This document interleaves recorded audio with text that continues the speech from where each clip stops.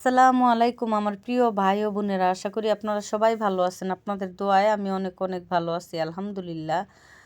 তো এই তো আমার খামারে 2টা নতুন সদস্য যোগ হয়েছে। তো দেখুন, আমি বলতেছি যে আমার খামারে যে 2টা নতুন সদস্য যোগ হয়েছে, আমার প্রিয় ভাই বোনদের সাথে একটু পরিচয় করিয়ে দেওয়ার দরকার। তো এর জন্যই মূলত ভিডিওটা করা। আর এদিকে হচ্ছে আমার আগের বার্জিকার পাখির দোলনা, হাঁড়ি, লাঠি আর হচ্ছে এগুলো সবই আমার আগের বার্জিকার পাখির ছিল। তো এগুলো আমি এই পাখিকে দিয়ে দিচ্ছি। তো আগেও কিন্তু আমি হচ্ছে বার্জিকার পাখি পালতাম। আমার কিন্তু রানিং 7 জোড়া বার্জিকার পাখি ছিল। তো ওগুলো আমি বিক্রি করে ফেলেছিলাম।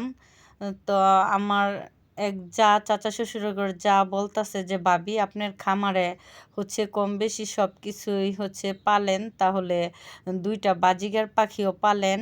তো আমার মূলত হচ্ছে ব্যালকনিতে পাখিগুলা পালে, তো অনেকগুলা পাখি পালে। আমার পাখি 2টা দিয়ে গেছে। তো দেখি, শখ করে পালতাছি আবার নতুন করে। তো এক সময় তো বার্জিকার পাখি অনেক ছিল, আমি কিন্তু পালা বন্ধই করে দিয়েছিলাম। তো ওই পাখিগুলো আমাকে অনেক ডিম বাচ্চা দিয়েছিল। আর এদিকে দেখুন, আগের পাখির হাড়ি, দোলনা সব কিছু বেঁধে দিয়েছি। আর পাখি 2টা কত সুন্দর করে বসে আছে, মাশাআল্লাহ। তো আপনারা কিন্তু কমেন্ট করে জানিয়ে দিবেন যে আমার খামারে নতুন সদস্য 2টা দেখতে কীরকম হয়েছে আর আপনাদের কাছে কেমন লাগতাছে। তো দেখুন, তারা কি সুন্দর করে দুলতেছে। তো ভিডিওটা ভালো লাগলে একটা লাইক দিয়ে দিবেন। আর এই তো দেখুন, এদিকে আমার কোয়েল পাখির ডিমগুলা মেশিনে বসাইছিলাম।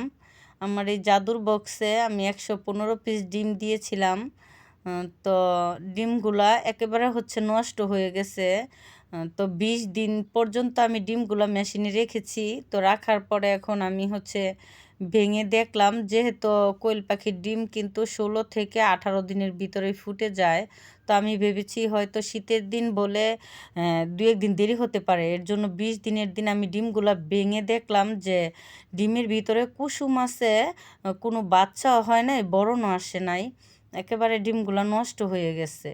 তো হয়তোবা কিছুদিন আমার ঘরে মেশিনটা রাখা ছিল, ইউজ করি নাই, হয়তোবা এই কারণে মেশিনটা কোনো সমস্যা হয়েছে। তো মেশিনটা আমি নিয়ে যাব যেই জায়গা থেকে আমি মেশিনটা নিয়ে আসছিলাম। তো দেখি কি হয়েছে আর কি সমস্যা, তারপর পরবর্তীতে আবার ডিম দিব। তো আজ এ পর্যন্তই, ভালো থাকবেন, সুস্থ থাকবেন, আল্লাহ হাফেজ।